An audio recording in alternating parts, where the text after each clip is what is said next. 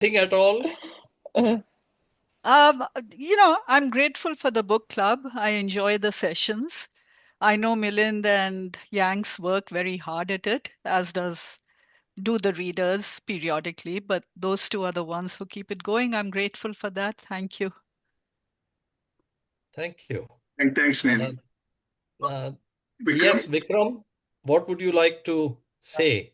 I don't know if I should be telling you guys this, but this is a very strange thing that happened. About 20-ish years ago, I attended a hypnotist session. We were the guy trying to teach us hypnotism.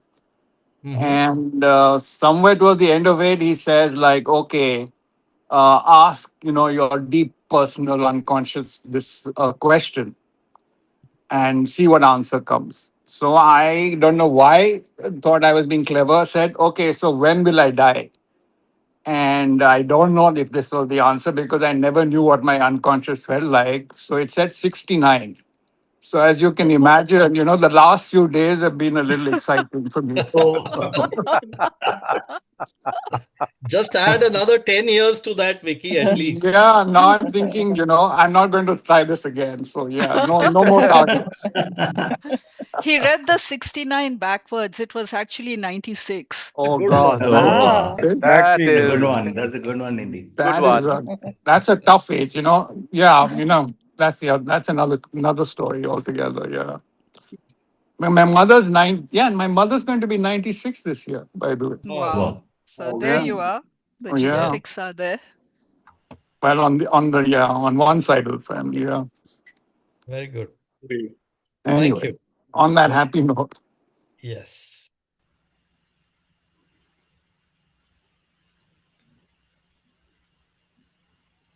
Okay, we have a short talk by Madhur. What distinguishes Indian food is its magical use of spices. I always loved food, and what I perhaps didn't know is that I had a very good palate because everything that I was eating as a child, I somehow recorded. India is a vast country. It's the size of Europe. And this variety of food that we have is what makes Indian food Indian, not curry. I don't think we had such a word until the British came to India. It stood in their mind for all Indian food. How can you take all that food and call it all curry? If you know nothing about Indian food, you take this class just to learn. Isn't it fun to find out what they do in other parts of the world?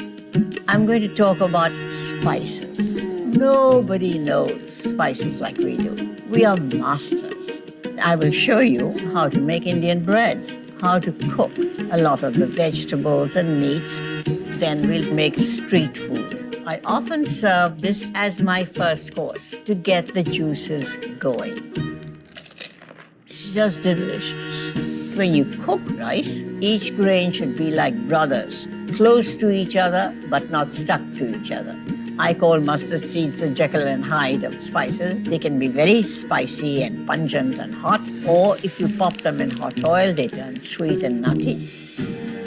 Eating is such an important part of our lives. It really tells you who you are in many ways. What you eat, how you eat it, what your culinary traditions are. It tells me a lot about the people of that country. So if you want to know what 1.4 billion people are doing with their lives, how they live, come, watch this class and you'll get a good idea. I'm Madhur Jaffrey, and this is Masterclass.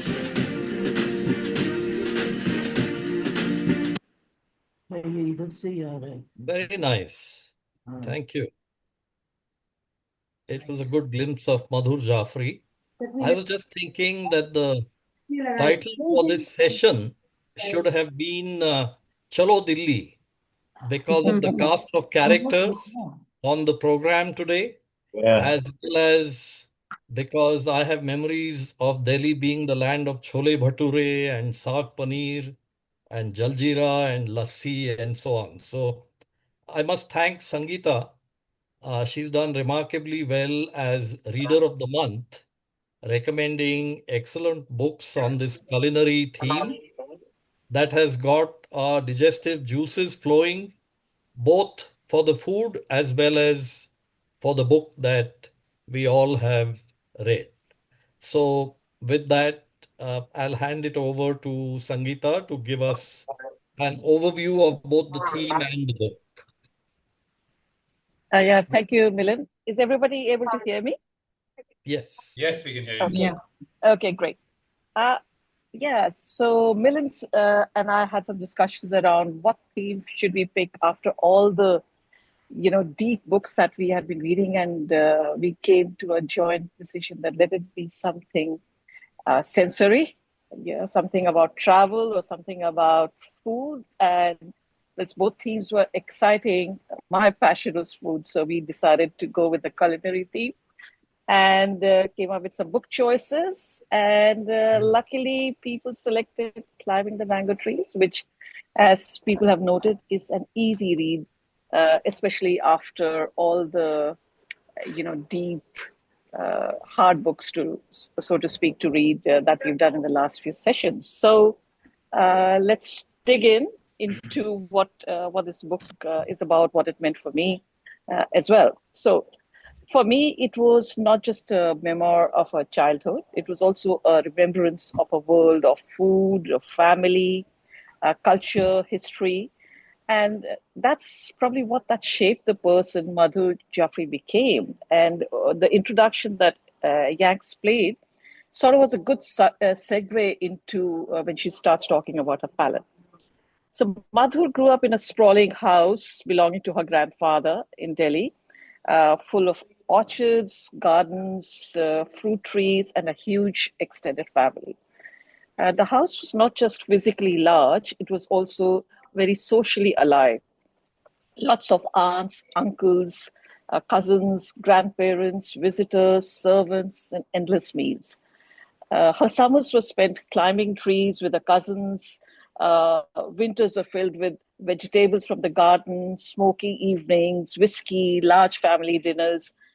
And I felt that she captures this atmosphere very well. It's an atmosphere of abundance, intimacy, full of ritual, but also of some tensions and hierarchies. One of the striking things about the book is the role of food. And she writes as if it forms a memory. The taste forms a memory. She reflects at one point whether there is such a thing as a taste memory. And for her, the answer is yes. When she left India as a young adult, she could not cook, but she had already absorbed an extraordinary palette of flavors, which she refers to in today's video. This is such an important idea in the book, that food is not just nourishment, it's also about identity, inheritance, and eventually her vocation. It perhaps explains why she later became such a famous writer, teaching the Westerners about Indian cooking. Her family background is also quite fascinating, and I think Cripps will talk a little bit more about that. Her ancestors belonged to the caste Mathur caste, known for being intellectuals, lawyers, administrators, and scribes. They were Hindu by origin, but her home also had influences of Muslim culture, Persian poetry, Urdu manners, and English education. So there was a sense of a layered Delhi household, culturally mixed, tolerant in some ways, but also shaped by patriarchy, class, and tradition. Her grandfather, a successful barrister, stands at the center of this world. And she discovers by chance a family history in his office, which gives the memoir another layer. And it was ironical to find that perhaps the pages of that memoir of centuries lands up as receptacles for Delhi street food. She's not just remembering her own life, but she's also uncovering a family history that's stretching back, to Shah Jahan's time, so back generations. What I thought she did well in the book is show how family life is lived through food. And her descriptions were wonderfully detailed, the flavors, the colors, the condiments, the way dishes are arranged, way everybody eats together. So these were quite sensory, but also social kind of scenes displayed. But they also showed, the family dynamics, the affection, the favoritism, the small rivalries, the tensions. As an example, her uncle Shilu Dada, for example, is charismatic, admired, but also very self-centered, and treats his wife and children quite poorly. And the emotional impact of that kind of manipulation and personality runs through the family. The servants, cooks, household help, but in making all this life possible, but they do not have much of a space in this book. So I found that a bit of an omission. There is a strong sense of childhood freedom, especially in a play with cousins, and a delight in outdoor life, picnics, holidays, street food, chaat, parathas, jalebis, and the elaborate food traditions of festivals and outings. These were some of the memorable parts because they made her world sort of come alive. Towards the later part of the book, it shows the history of partition and how that changes everything around her. It shows how the tolerant, mixed, familiar world of Delhi begins to fracture. The Muslim friends disappear from daily life. Fear enters ordinary routines, and the city she knew begins to feel unsafe and divided. That part of the book was powerful because, of our family histories of parents, especially my father's family coming from as a migrant from Punjab to Delhi. So that resonated. But she showed that this actually broke friendships, altered the neighborhood life, and changed the emotional weather of the city. As a part of post-independence change, Delhi starts filling up with refugees from Punjab, and their entrepreneurship and energy is recognized in the book, again through food. The new restaurants such as the legendary Moti Mahal and the tandoori Punjabi cuisine that emerged in Delhi. I thought it ended in a fitting way with the passage of her grandfather and her departure for London to study theatre and acting, her stepping into adulthood, still unable to cook, but carrying all those remembered flavors inside her. That sort of felt symbolic. The childhood has ended, but the inner world it has created will continue to shape her life. So for me, Climbing the Mango Trees is a memoir about more than childhood. It's about memory, taste, partition, making of a creative life from the raw material of childhood experience. And as Milind said, those of us who are from Delhi, it triggers nostalgia about many aspects, described vividly. Those of food, of course, but also about mothball smelling woolens. I can smell them. I can smell my coat. Delhi winters, St. Stephen's, Miranda House, Lutyens, New Delhi. And somehow I felt that the time does not feel that far away. I felt that I was part of that time to some extent. I enjoyed the book, which had me at, ground mixture of salt, pepper, red chilies, and roasted cumin, sprinkled on green and sour mangoes from the orchard. And I knew I'll read this book. It was an easy read, as everybody acknowledged, especially after some of our recent reads. But overall, felt there was a lot of sensory detail about food, atmosphere, daily life, but not about the characters and the family tensions. As such, it felt more about like a slice of life in a point in time, tasty, but not deeply satisfying. So I'm keen to find out what others thought. So yeah, let's dig in. Thank you very much, Sangeeta. That was a very nice overview of the book, particularly your observation that the book is not just a sensory delight, but also a lot about her social evolution with the larger family and the political overtones. So with that, Sangeeta has nicely set the stage for our three gourmet reflectors, Nani, Vikram, and Ravi.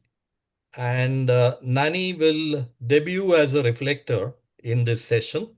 So please welcome her to the stage. As you will see, she's combined her own story together with the book, blending both very well. So Nani, all yours. Thank you, Milind. Just checking to see if you can hear me. Yes. Yep, awesome. Awesome. All right. Okay, Yanks, enough of my face. Let's move. I'm teasing you. So just like Sangeeta said, it was an easy read, and I very much enjoyed it. As Sangeeta mentioned, it's an easy book to get into, and it's about the charming life of a young girl from a large, well-established family in Delhi. Many such families, from Old Delhi, and some now have moved to Luton's Delhi. I love the descriptions of the daily routines, the meals, the picnics, her stories from school, and the much sought after masala packets, which I think was even true when I went to school in Delhi. And they would be, right outside the gates, there would be these guys selling all sorts of fruit, and the girls would take their masala packets out, which, since I had just moved from Bombay, totally surprised me. And I thought it was, I never had any of those masala packets, but it was a little weird, but a very, very Delhi institution. The shawl, and as Sangeeta said, it doesn't feel like a time so long ago. Some of the things haven't changed in Delhi. The shawl wallas still roam the streets. अरे and मैं the order pra- नहीं किया है, क्या कर रहा है? मेरा Vinita, ऑर्डर नहीं है. Vinita, Sorry, I'm sorry. just mute yourself. Yeah. Go ahead, Nani. And Parathe Wali Gali remains popular to this day. I think more recently, Chavs and Chacha and Bansi sent some pictures from Parathe Wali Gali, which reminded me I have not actually eaten at Parathe Wali Gali, even though I went to university and passed that area for 3 years in Delhi. And of particular interest to me was the impact of the refugees of partition, because, and I'd like to share, the difference between my mother's experience of partition and my dad's experience of partition. And I didn't actually know that Moti Mahal was started by one such refugee family. I assume Moti Mahal existed forever, because it's still there, still going strong, with sort of multiple locations where you can have their food. The narrative and the places are both familiar and very relatable to me. I moved to Delhi when I was in middle school, so around 8th grade. And, my parents have been there since. I think this goes back to maybe 1972. So I've spent many, many years in Delhi, and go back regularly, so it doesn't feel so far away.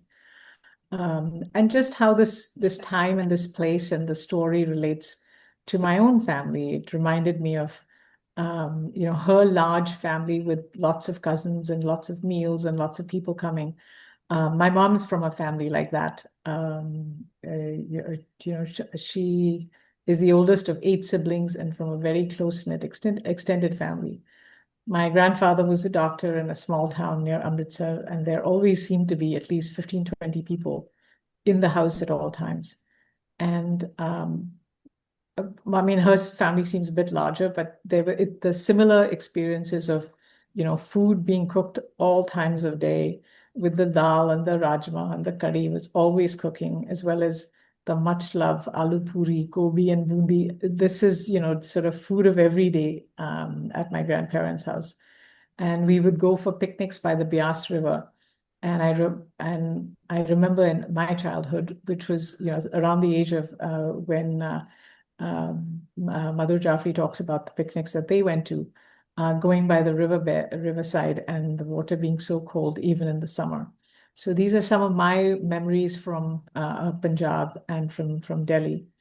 And so moving on to the partition piece, I see in my own family 2 completely different views or visions of what people went through at partition. And I think Mother speaks about it, fleetingly. It's not in any great depth, because it didn't influence her, or it didn't impact her life as deeply. The refugees and the food that was bought when they came, and my mom remembers it in the same way, that their Muslim friends had to leave. They coexisted very closely with Muslim families, even near in that side of Punjab. She and her family were lucky to have escaped the traumas of partition. And she had very similar experiences despite living literally 20 miles from the border with Pakistan. My father, on the other hand, had a very different experience of partition. He was a refugee from Sialkot, Pakistan. He was part of the 10 million that migrated from Pakistan. He spent a few months in a refugee camp. And to this day, we always marvel at how members of his family came from Pakistan at different times and went actually to different refugee camps.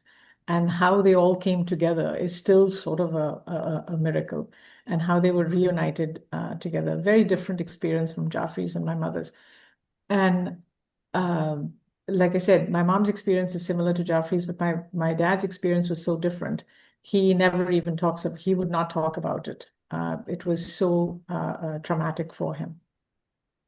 So once the warmth and familiarity fade, the book felt a bit shallow, a collection of happy, ordinary, sometimes inane, everyday routines, viewed through, yes, a young girl's rose-tinted glasses.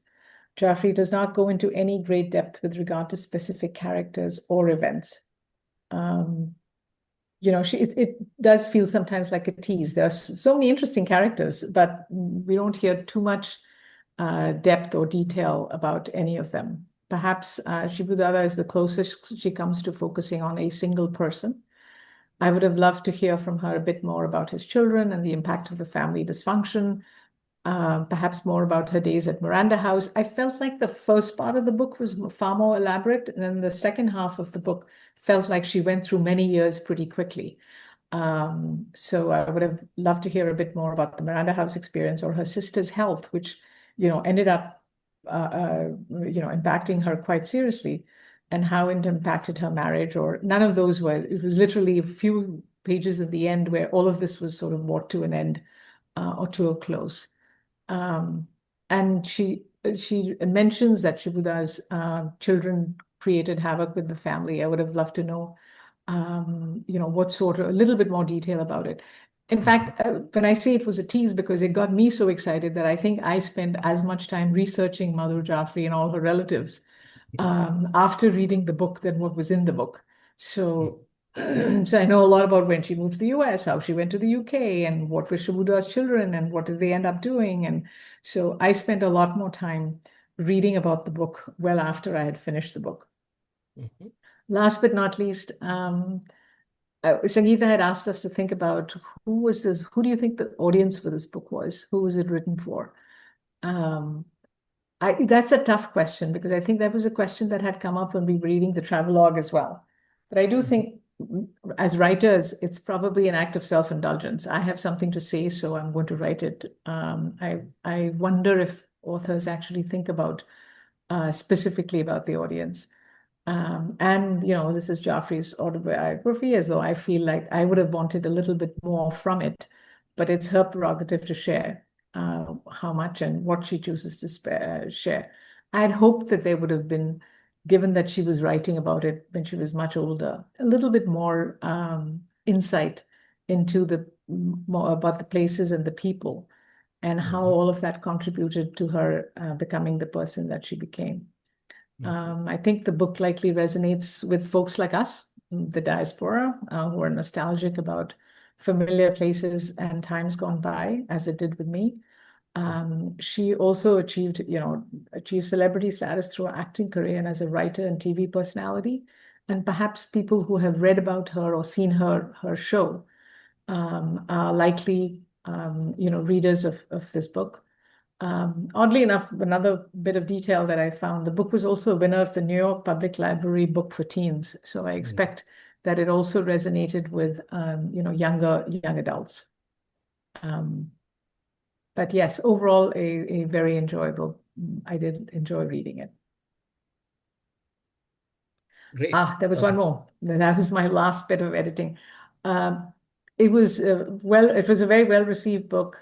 Lauded for its sensory detail, richly textured depiction of a world in flux, historical depth in sharing her ancestry.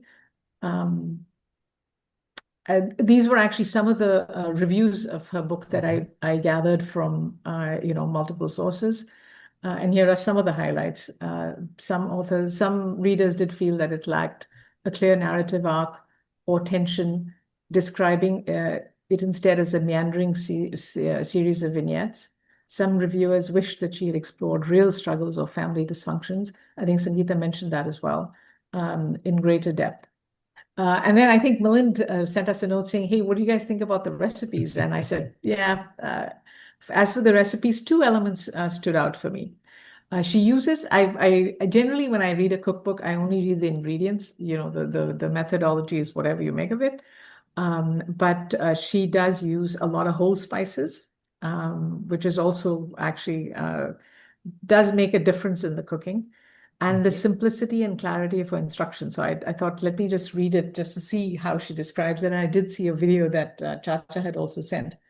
Like her, many of us learn cooking watching our moms and maids cook and follow those traditions in our own kitchens. But I actually got this book. Dushyant had her first book, the one she had written in, I think, in the early 80s. When he moved to the US, it was one of the first cookbooks that he bought. So when we got married, I did have her, what was it called? The Art of Indian Cooking, or the first book that she wrote. It still is on a bookshelf somewhere.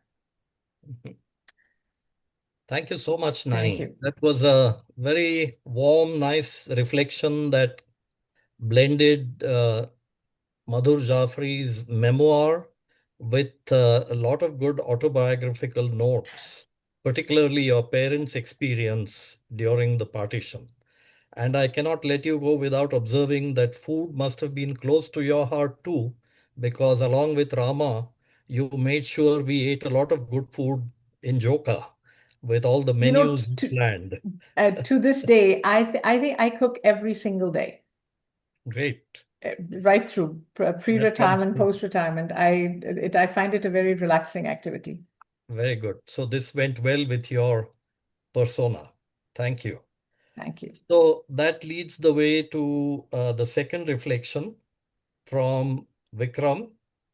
And Vikram is re-entering this role as a reflector with deep, thoughtful ways in which he's talked about the book. As you will see, it ends on a high note in his philosophical mode and nuance. So with that, let me give the stage to Vikram. Oops. Oh, wait, let me see if I can increase my screen so I can see something. Okay. Oh, one sec. Okay. Yeah, maybe a little bit. Okay. So, Lord, this window is a bit weird. Shucks. I need to get you out of the picture, Milind. You are obscuring a bit of my text. Okay, got you. Change your view. Yeah. Okay. Oh, Lord, where's it gone? Yeah. No, something is gone wrong. Maybe 1 minute, please. Yeah. Okay. So, excuse me if this goes a little weirdly. Where is the window gone? Yeah. Sucks.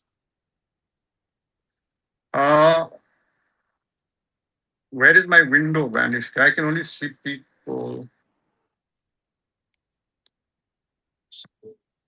I think we need Anjali to come to our rescue. Should Srinivas... Okay. Give me. Let me start, please. Okay. So before reading this book, I knew the Madhur Jaffrey as an accomplished actress. It's lost again. Yeah. I'm sorry, I'm getting a lot of trouble with Are you doing it from your phone, Vikram? Are you doing it from your phone or from... Okay, so just swipe the phone. If you swipe the phone, you'll get another screen. Alternatively, go to the bottom of the screen. Go to the bottom of your phone screen. When you press the bottom of your phone screen, you'll see something called More. Can you see something called Yeah. more there? Yeah. Now, when you see Yeah. something called more, you will probably. I've got all kinds of rubbish. Chat, show captions, disconnect audio. Okay, Cancel. so close that. Just do a swipe on the screen. You'll get on. Now you can see all the faces. Swipe left, you'll see the screen, and then you turn your Now turn the phone. Turn the phone to landscape mode, and the screen will automatically get pinched out to a bigger screen. Okay. Yeah. Now if I don't move it. Okay. Thank you, Accomplished Anjali. actress. Yeah. Socially adept Phenomenal and tech entirely support. charming. Yeah. Yeah. She then. Baby. She then hewed an even bigger reputation for herself as a truly gifted amateur. Yeah. Amateur comes from the word amare, which means to love, as somebody who loved cooking and has then published some 30 odd books. Just a small comment. It's both her infectious personality, her presence and acting skills, as much as her finely crafted recipes that hooked readers of the first book, An Invitation to Indian Cooking. I think that's the one Nani referred to. And the subsequent BBC hit series that expanded her audience. In this context, it's this context that explains the reputation of climbing the mango trees. It's a niche addition. Well, this is just my interpretation, right? It's a niche addition to her body of work. Her fan following can and must be savoring every detail of her early life till she sails away to the London Royal Academy of Dramatic Arts on a set of scholarships. It is actually there that she first begins to cook, to recreate the fine flavors of Indian cuisine that she grew up on, which were missing.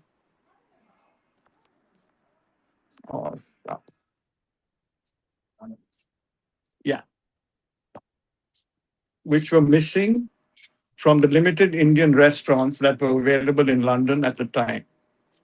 Yeah, if you could just put the next one. The Delhi she grew up in is a familiar one. I'm sure most of you find that. Yeah.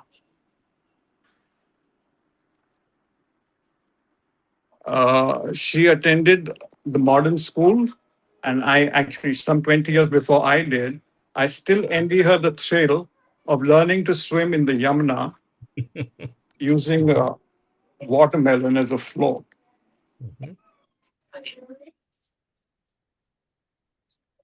She grew up in a large, closely knit joint family, and in her narrative,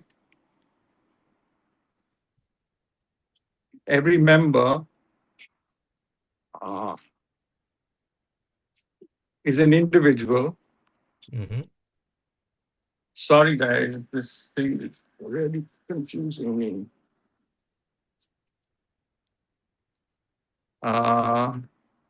And even more so, a part of the larger familial entity. Each one is an ingredient, unique. Vikram, turn it to landscape mode. You'll find your phone. You'll find it easier. No. I am in landscape mode, and that's creating a problem because a bit of the screen is getting eaten up. Would it be easier, Vikram, if one of us read it for you? And you can add your comments to it? Yeah, please. Thanks. Yeah, because we're taking too much time on this one. No. It's just if it's hard for you to read, I'm happy to read it through for you. Yeah, just go ahead. I was on the large joint family bed. Each one is an ingredient, unique and vital to the flavor and character of the final combination. Yeah. Yeah. Okay. Should I start with the book does not put food front and center in the narrative? Just the sentence before that, I think. Okay. Each one is an ingredient, unique and vital to the flavor and character of the final combination. Sure. Thank you, Nani. Their identity and actions are carefully catalogued in almost cookbook fashion. The book does put food front and center in the narrative, with each dish recorded along with its key ingredients, cooking style, and flavors. This projection of food to the forefront does make the humans in the narration a little smaller than usual, their emotions muted and incidental, their place clearly limited in a larger, non-human-centric sensory environment. Very zen. Of significance is her realization that she retained finely nuanced memories of the tastes, smells, and textures of the food she grew up on. These lead her to recreate them authentically from the short recipes her mother would mail her in London when she starts cooking. After reading the book, I'd sadly put Madhur down as having missed the real depth of Indian cooking, as steeped in the Ayurvedic traditions with human health and well-being as the underlying principles guiding the complex spices, local seasonal ingredients, and cooking techniques it uses. But recently, I read an interview she gave in 2017, in which she gently explains the healing character of certain Indian dishes, comparing Ayurvedic elements with the humors of ancient Greek medicine. As the yogis observe, practicing a single asana till it is perfected is enough to attain higher status. States, actually. Higher states. Yeah. I'm sorry, Vikram, please go ahead and add the commentary. I just didn't want you to have to, if it wasn't Yeah, clear, to be able to read. Thank you so Nani. much. Yeah. Thank you, Nani. Yeah. You wanted to add anything to that, Vikram? Madhur Jaffrey, because initially we knew her from the screen as being a very, very accomplished actress and very charming person. And then when I, read that she's been in the Delhi that we grew up in, but only 20 years before us, so there was this kind of familiarity, and yet, she's still she's a bit of a larger than life character for me. And then she becomes this big personality, a global personality. And that's, that I really, really enjoyed the fact that she gained this reputation. But then I was just a little bit skeptical, thinking, Western audience, it's all the Indian charm of being in a foreign land and all that. And then she didn't really, really get the depth of cooking. But, later on, when she says, she's been cooking for 50 years, and then she's been researching and researching and researching. And it was easy to see that she had become much more than just a common cook or just an accomplished cook. I think she gained much more than that. Very good. And that, I really appreciate it. And the other point, I don't know, I'm trying to labor this. Maybe this point gets labored a little bit because all of us remember our childhood as being so vivid and exciting and enjoyable. But I think if she manages to carry her joy of cooking, right through 50 years, and she's still a very active individual in the 90s, I think she's picked up this thing called, it's called Uparathi in Sanskrit. It's one of the Shat Sampatis, one of the wisdoms or the gifts, the wealth of an individual. It is the ability to find joy in the small everyday, happenings of the everyday. And I think she connected to that through cooking. And I really wish her well for having done that. Very nice. That's what I meant by you always end on a high note, Vikram. So thank you for that. Vikram, can I just add something that I had read while I was researching? She had a very difficult split with Saeed Jaffrey, her husband. I think they were married for only 5-6 years. And at that point, she had all her daughters were born. She has 3 daughters, and she didn't have a great career or anything at that point, or she was looking for now she was a single parent of 3 girls. And it was this cooking that took her. She started to write the book, and that became sort of one more avenue for her to sort of start a new career. And that's why the cooking part of it was really important to her. And I was reading about her life history. It was at a juncture where she really needed something to lift her up. Very good. Thank you, Nani. We've got a little bit of the open discussion here. So let's move on to the third reflector. Milind, if I can just add over here that Yeah. I know the family. They are sort of distantly related. And the most interesting point, just building on what Nani said, is that many years later, Saeed Jafri acknowledged what his wife had reached and achieved and gave credit to the second husband, saying that what he was not able to do, the second husband did. So just to close the circle. Yeah, that's a good observation. So it was a very bitter partition, but I think it ended with respect. Very good. Thank you, all of you, for bringing out those nuances. And so with that, finally, we have Ravi as a reflector, and I'm glad he's back in this role. He's going to develop a very thoughtful sketch, I thought, of the author's entire community, with all of their outstanding traits. So let's listen to him. Go ahead, Ravi. Thank you, Milind. So one of the prompts that Sangeeta had told us to think about in our reflections was what intrigued us most about the book. And to be honest, I didn't know too much about the Kayist subcaste or community. And just reading from the very start about their legend, how it was rooted in this new sort of body that was created to keep a meticulous record of all sort of humans' good and bad deeds. And then Jafri is describing the rituals in her family where hunting rifles, ink pots, and pens were used in pujas had me completely hooked to their cultural story. And then very early in the book, Madhur Jafri herself hinted at some internal tensions in the Kayist way of life. And sort of very early in the book, and I'll try and quote from, I think this happened quite early, page 20 or 24. She says, and I quote, "My family was a hybrid. It was Hindu by origin, but heavily veneered with Muslim culture and English education.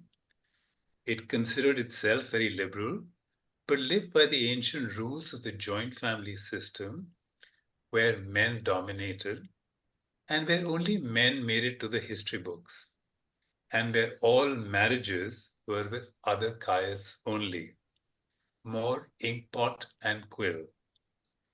I may have been born with honey on my tongue, but I was also born squirming against that status quo." So with the legend and this sort of hint of some internal tension, I was really drawn, but then I felt it wasn't quite explored at any depth in the book itself. So like Nani, I was intrigued to do some research about the Kayist community a little bit outside of what was mentioned in the book. And what I found was actually quite intriguing. And I believe the Kayist community in India is about 10 million strong today. And I was actually almost awestruck by what an outside influence this relatively small community had on Indian history through the Mughal, the British, and the post-independent period. To give you just a flavor of some of the famous Kayist people in our Indian history, we've had Raja Todarmal, Dr. Rajendra Prasad, Lal Bahadur Shastri, more recently Amitabh Khan, Swami Vivekananda, Sri Aurobindo, Satyendra Nath Bose, and Jagdish Chandra Bose, the famous scientist, and there was Munshi Premchand as well, and Amitabh Bachchan as well. So there was a sense that this community had a very outside influence, a very outsized influence. And that led me to consider was there's something in the merit of looking at how the Kayist identity may have shaped Jafri's narrative, and then through that lens try and explore some of the themes of authenticity versus romanticism, and gender stereotyping. So you'll see a lot of questions popping up in my reflections, and I hope that it will trigger some thoughts and we'll have a rich sort of conversation in the section. So some people would say that the secret sauce that the Kais had, they were the great chameleons. But even if that's going a little too far, nobody will doubt that the Kais survived and thrived by being the ultimate pragmatists. In the Mughal era, they mastered Persian and Urdu to become munshis and divans for the Mughals. In fact, Madhur's ancestor, Raghunath Bahadur, eventually became the finance minister to Aurangzeb. When the British came, the Kayas were among the first to pivot. They mastered English and Western law, moving seamlessly from the Mughal courts to the British civil service. Madhu's great-great-grandfather Jeevan Lal became a record keeper for Sir David Octalong, the British resident in the Mughal court in Delhi. And I think what's more interesting is the subplot. That role was actually offered to Jeevan Lal's father, who was then working with the Nawab, and he didn't want to be seen to be disloyal to the Nawab. So he suggested, why didn't Sir David hire his son instead, and he would get 2 for the price of 1. If that is not ultimate pragmatism, I don't know what else is. So the Kayas overlay to the narrative led me to think that does her memoir feel just like a personal story from the vantage point of an innocent child? Or is it more a reflection of the Kayas family heritage that has never not been in power? And I think the other aspect is that the narrative is also very deeply woven, I thought, into the Kayas lifestyle, particularly the Kayas kitchen, which, as so many of you said, sort of is what makes the book alive. And I don't know about you, but including maybe the 30-odd recipes at the back, I would say about almost 40-50% of the book is about food and some lovely sensory descriptions of the food. There is a meat paradox. Unlike many other high-class Hindus, the Kayas are famously non-vegetarian. Their cuisine is hybrid. Mughal spices and slow cooking techniques applied to Hindu dietary sensibilities. Then there is this very large hospitality, the Baradari, the open door sort of culture, which is about homes built for entertaining. And that emphasizes hospitality, poetry, and a sophisticated urbanity. And lastly, there's an element of secularism. I mean, because they've served so many different masters, they developed a culturally Hindu but socially cosmopolitan outlook. In the book, we see them celebrating Holi with the same fervor as they appreciate Western classical music or Scotch whiskey. So keeping that in mind, I thought let's dive into some of the themes that interest me about, is it more authentic or is it a more romanticized sort of, which I think a lot of people have referred, including Nani Sangeeta in their sort of comment. So what struck me is that giving herself the role of a child narrator, Jaffrey is seen as a free agent roaming between the men's drawing rooms and the women's kitchens.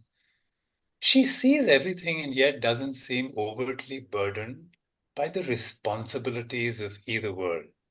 And then it struck me that, another famous Kayast was Munshi Premchand, as I mentioned.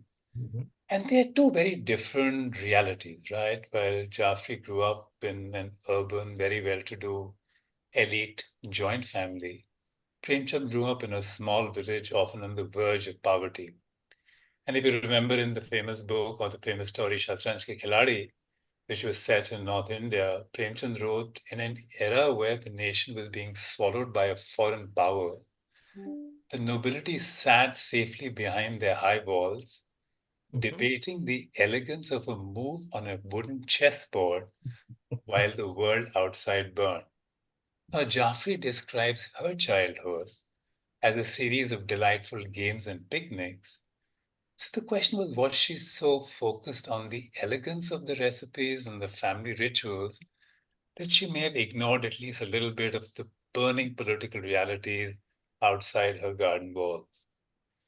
Jaffrey mentions her army of servants with affection. Premchand may have asked, what were their names? Where did they sleep? What happened to these children when they were fanning you in your afternoon nap? And so on and so forth. So the question which many of you can reflect on in the open session is that does the child eye view that she has taken in this book protect her from having to deal with the darker political realities of her time? So was it a childhood form of willful blindness, or was it just a different kind of reality, a different kind of truth that came from her life compared to Premchand? Mm-hmm.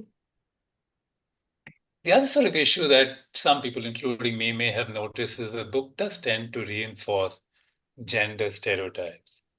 There's almost a geography of gender, right? So there is the male sphere of this very large house, which is largely the drawing room, the front of the house, where there's politics, law, and the British Raj that's discussed. The language here is English. And then there is the female sphere. These are the kitchens, the courtyards, the inner rooms.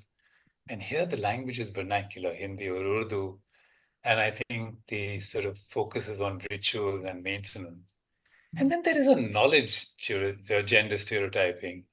There is a men's knowledge, which is coded as technical and academic. Men's success is measured by degrees, civil service ranks, and mastery of the new world.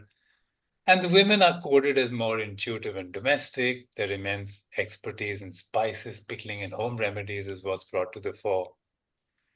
So the final note I had, and then we can throw it open to Milind and the rest of their reflections, was that Madhur describes herself as a tomboy and was allowed to climb the mango tree and run with the boys.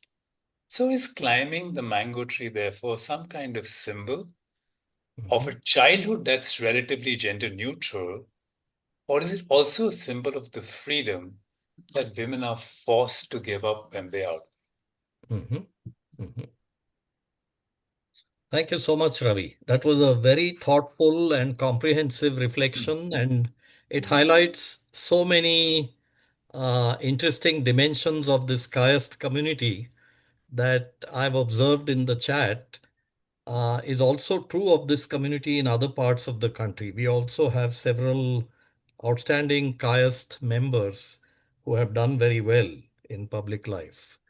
One of them was finance minister in Nehru's cabinet, C.D. Deshmukh, if you remember the name.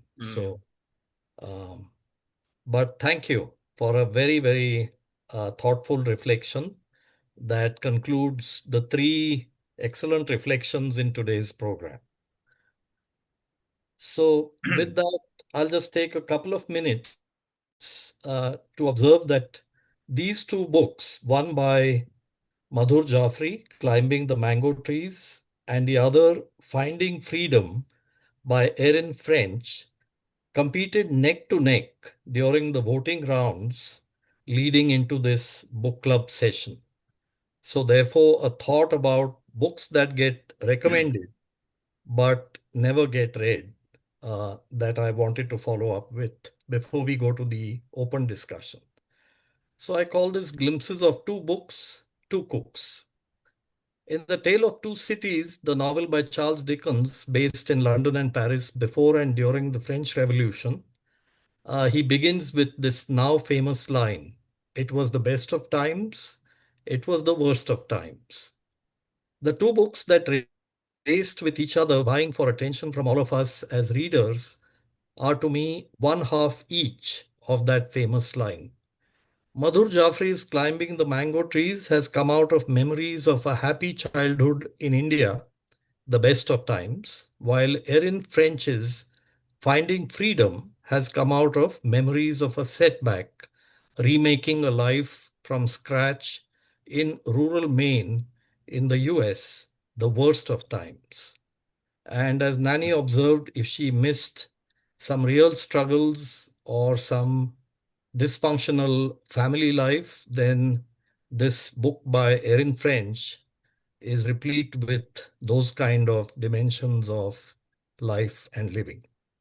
Both cooks, writing both books, where food helps them flower and bloom in different ways. Madhur Jaffrey's Taste of the Far East was voted Best International Cookbook and Book of the Year for 1993 by the James Beard Foundation.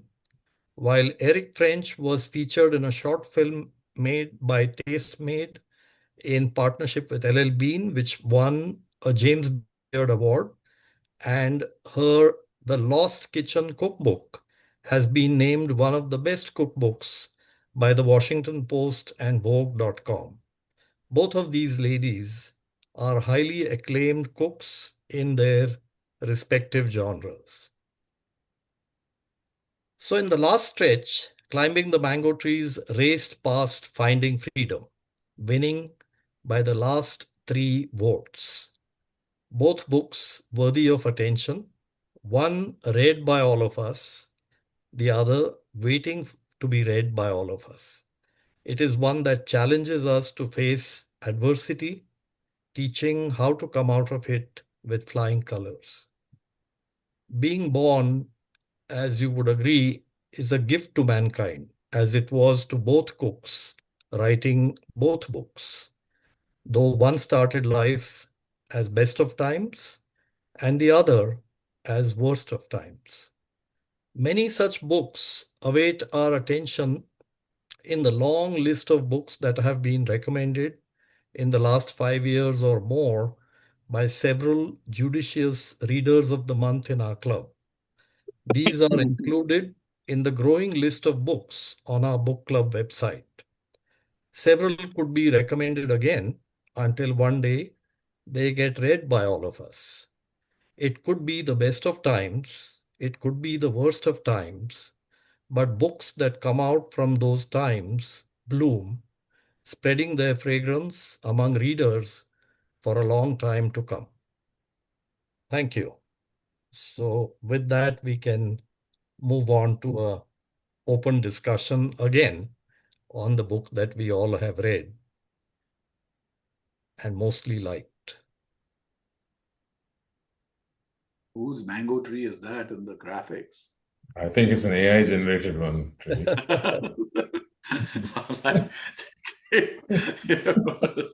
No way. I've seen many mango trees, but not like this. Not that one. Exactly. The prompt went wrong with the mangoes.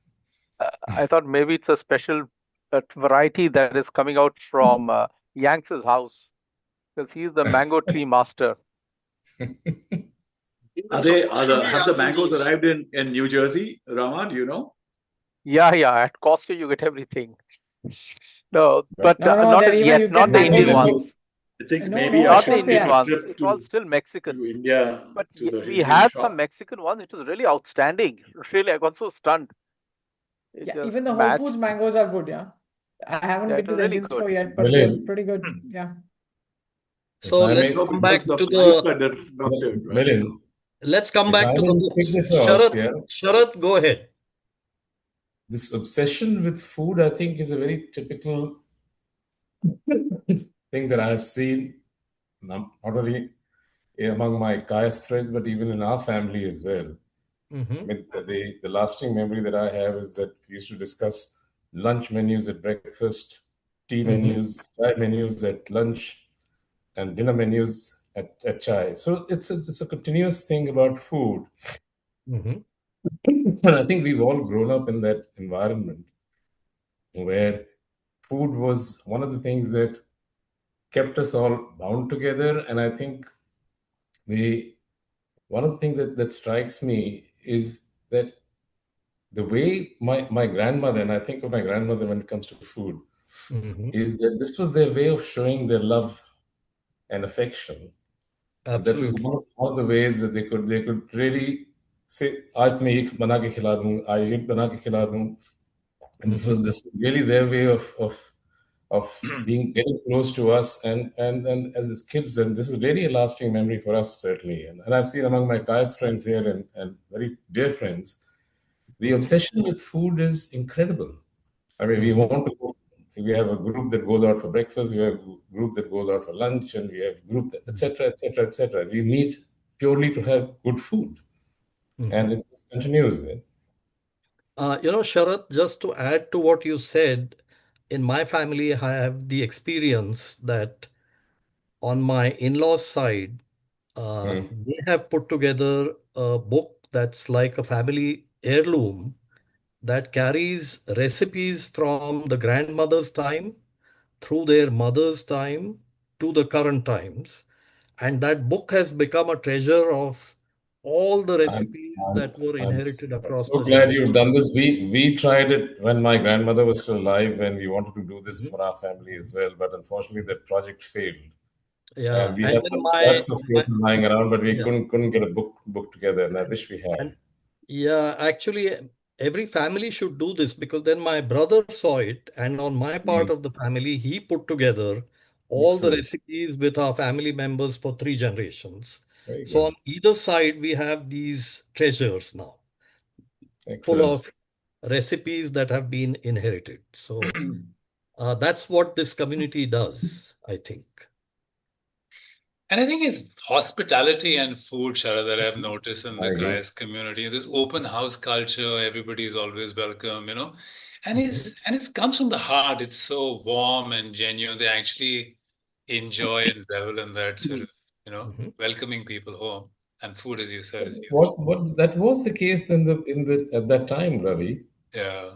You know, people used to just come, and certainly in my family, I've seen this. And somebody was transferred from wherever, Assam to Lucknow, and we had one of the homes with I think it was 2 bedroom, not even 3 bedrooms, and they just came and stayed with us. That's it. I mean, there was no questions asked. I mean, entire family moved into a house. Yeah, Husband, I think wife, in uncle, Nani's my reflection, wife, and their 2 children, they just moved into their house, and we just carried on. Life carried on. yeah, I think Nani mentioned the same thing about her family and grandfather, right? There was not only in my grandparents' house, even when I was growing up in Delhi, there was some relative or the other who had to be in Delhi or Bombay for some reason. So whoever they were, to your point, Sharad, they just came and lived with you, and you sort of made room. We slept on the floor, and I think that's it. You accommodated whichever way it worked. Life Yeah, carried on. exactly. No, and your other comment about food, the Punjabi twist on it is, unless you fed your guest enough that they're ready to throw up, you haven't been warm or hospitable enough. And my father definitely exemplified it. I mean, literally, he would get after you unless you filled your plate and ate and took a second and a third. It was like you hadn't welcomed somebody enough.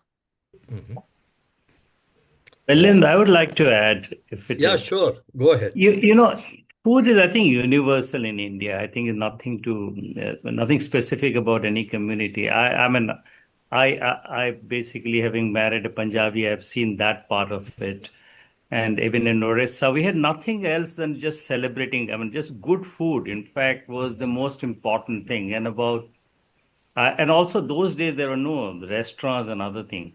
So in fact, your cousins used to come and help my mother when there used to be something. So, and everybody has a speciality to make. And I think even today, I miss those homemade food rather than the restaurant foods. And my mother-in-law, of course, I think of course, I can reflect with some of these things Nani talked about, partition and others.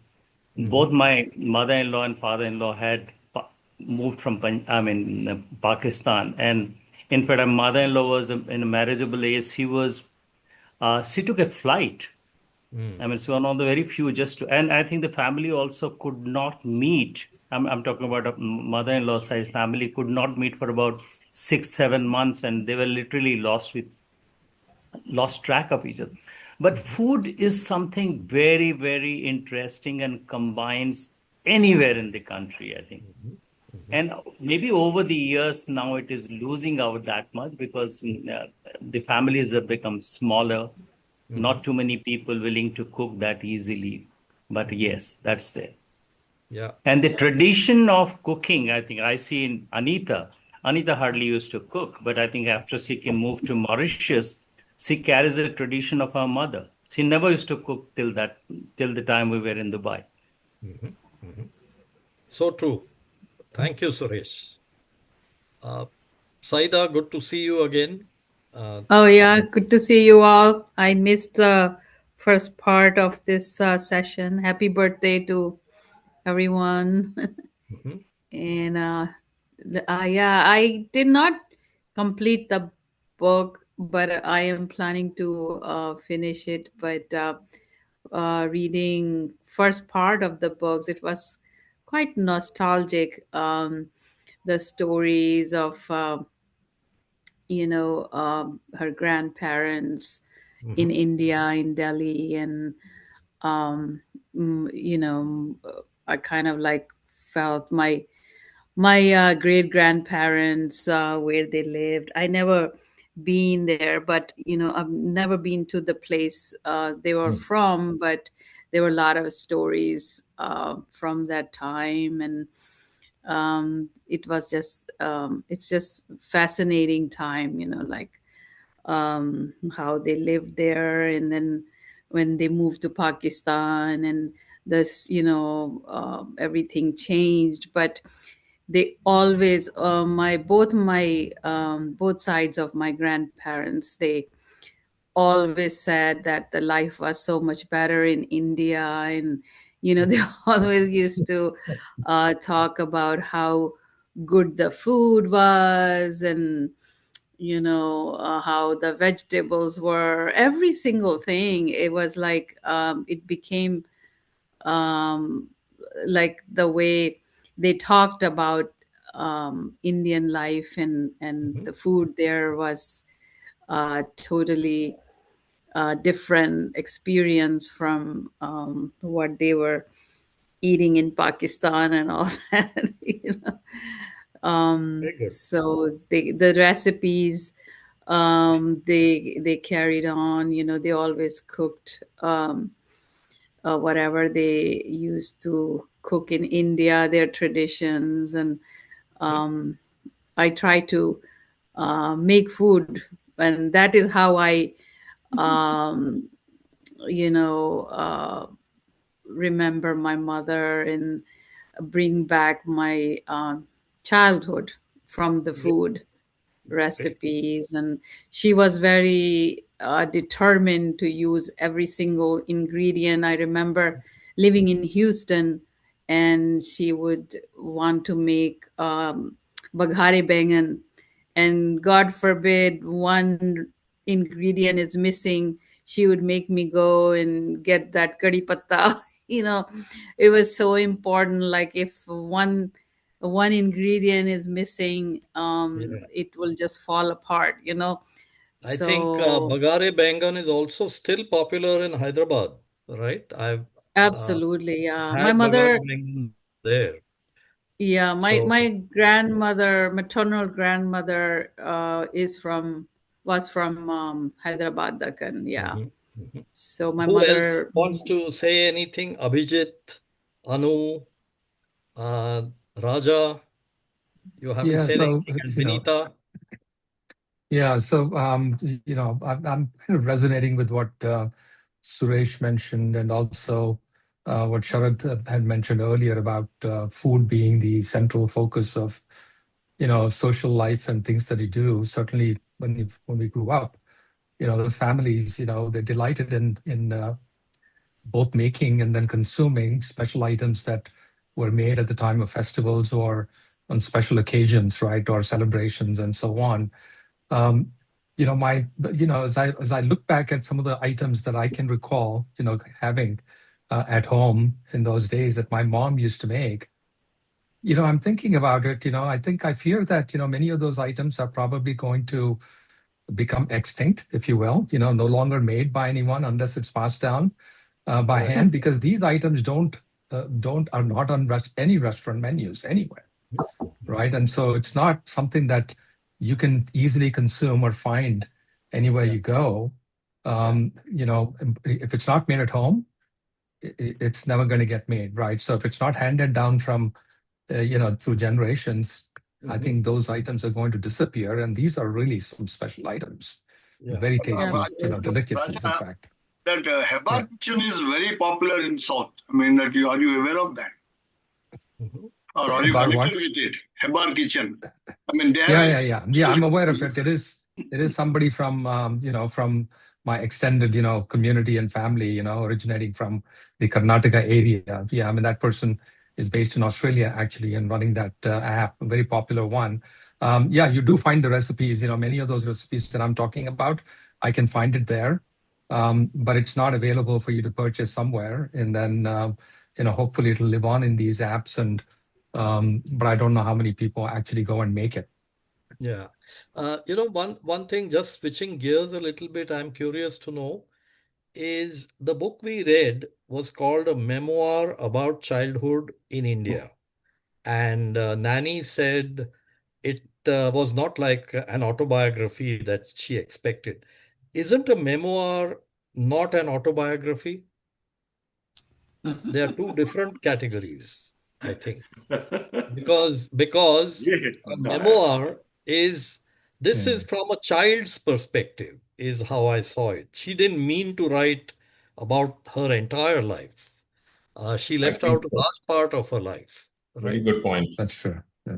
So, That's very- and when you look at your own family as a child, there are many things that you observe, but nobody talks to you in depth about it because they want to keep you away as kids from anything that's happening in the larger family. So that's how I saw this book. Very good. When somebody observed that there was no depth, I felt like a child doesn't look at life as deep when they are growing up. They That's a might good be point. just delighting in the lighter side of life, right? Right. But can I just say Yeah, something? sure. Go ahead. But when you're writing at a later part of your life, you're not writing as a child. You're reflecting from the position in which you are today. So it's not really a child's perspective. Yeah, however, she did not want to go beyond the child phase of her life. She So it's a stopped. reflection, it's her reflection today of her childhood. Correct. Yes. What it was like. Yes. Yeah. So Melinda and group, I just wanted to, I was thinking about this and wanted to share some thoughts. I'm going back to food. Mhm. As a threatened immigrant with my anyway, I get my everything can get vanish, right, with this current regime in place. But I Yes. think what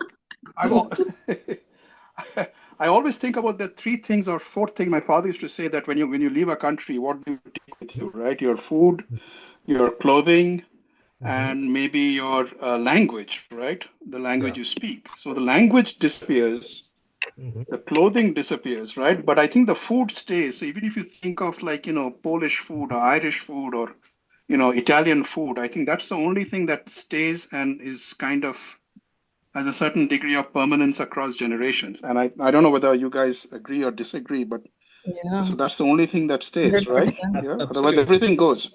Yeah. Absolutely. And it's unique and it's Everything else unique. goes. Food is very personal. And unique. Yeah, it's very No, no. yeah. Very unique. Food is a very integral part of culture. Right. Everything else is kind of becomes assimilated, right? But you can stick to, this food can kind of quote unquote, bring back memories and separate you. I shouldn't say Yeah. separation Yeah. is good, but And anyway, just a fleeting thought. yeah, from something that Sandeep had mentioned, I think, we consider food as an integral part of Indian cuisine, like paneer. I thought paneer is quintessentially Indian. And then I realized that it came from the Portuguese when they were making cheese and they brought cheese to India. And then the Indians, in our own unique style, went from cheese all the way to paneer. But So, Milan, so yeah, go on.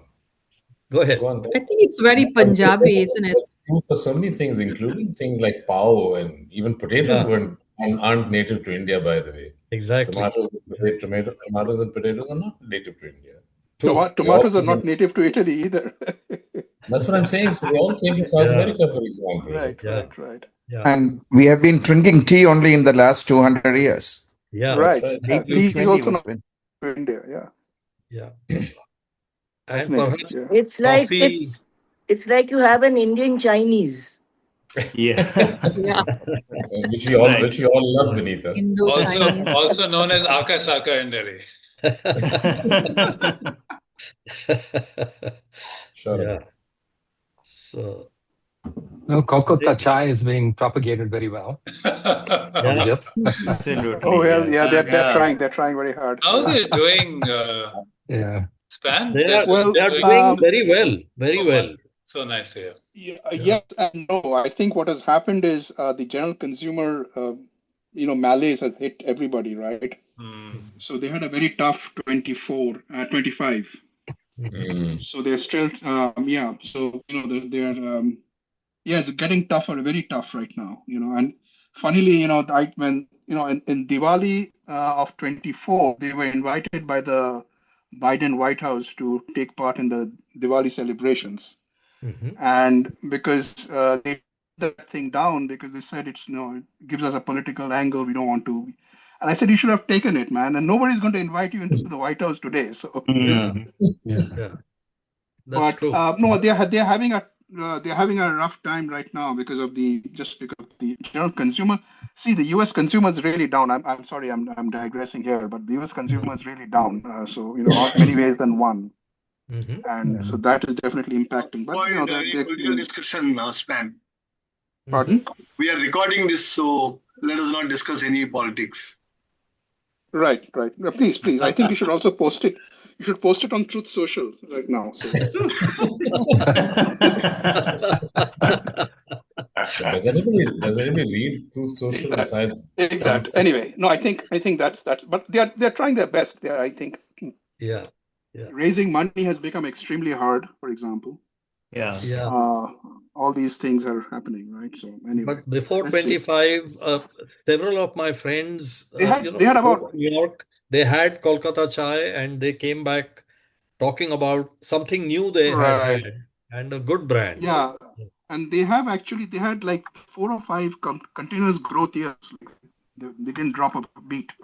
They're continuously growing, which gave them a lot of confidence. But of late, that has, this is part of the journey, right? I mean, no journey is without problems and issues to be resolved, right? So, Abdul, any thing from your side about food or otherwise upon reading the book? I enjoyed the book. Come up, we cannot see you. Oh, okay. I enjoyed the book, but as several of the reflectors pointed out, it was an easy read, but there was a certain lack of depth, and I think that was intentional. She probably didn't want to expose any of her family members or family problems too much to the general audience, so she was being protective of parts of her life. Yeah, I agree. I'm sure a young girl growing up in that era would have gone through a lot of internal conflicts and so on. She chose not to bring that into the book at all. That's what I meant earlier when Vikram or Nani shared what she went through with Saeed Jafri and so on. She didn't want to go into that adult part of her life. Neither did she want to go into what a child sees as adult life within her family. So, which is why it comes across as shallow because we expect something more. But this was intentional, is how I saw it. Yeah, it was definitely intentional. Yeah. That's why I asked whether a memoir is supposed to be different from an autobiography, because people are far more candid in autobiographies. So, very nice discussion. This was great to read a lighter book. Yeah. And thank you to Sangeeta as well as all the reflectors and to all of you for a very wide-ranging discussion. Thanks to having read the book. Next book is pretty intense, man. Yeah, it is. I'm now in depressing is the part word. 2, chapter Absolutely. 1, and oh my God, it's really quite depressing. And it's depressing. I'm getting depressed, wondering what's going to come. Yeah, it's and it's written sort of. I guess Amal Clooney has edited it as a lawyer, because it seems to be like almost like a testimony type of thing. Even a forward Shankar, a 2-page, I know. who's like sort of set you up for just how intense the book's going to be. I tell you. But this whole Yazidi thing is something, I was discussing actually with one of my direct reports. And I just happened to mention that I'm reading this book, and he's an Israeli guy. And he knew a lot about Yazidis, I must say. And yeah. Read another book, guys, if you can. It's called Rivers in the Sky by this Turkish author. I'm forgetting the name. But it talks a lot about the Yazidi community and the persecution and what's happening. What's the name again, Sharad? What's the name? There are rivers in the sky. There's the rivers in the sky. There are rivers. I think it's Elif. What's the name? It's Turkish. I'll put it back later on. Okay. Yeah, that's a very well-known book. I remember seeing the reviews of that. And she's a well-known author. She was referred to in the book by Paul Theroux. How he met with her in Istanbul when she was there. He was there. Sorry.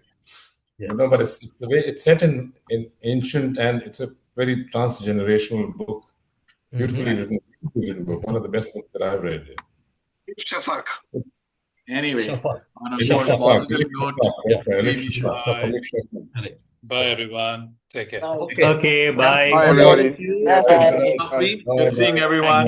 Thanks, everybody. Bye. Bye.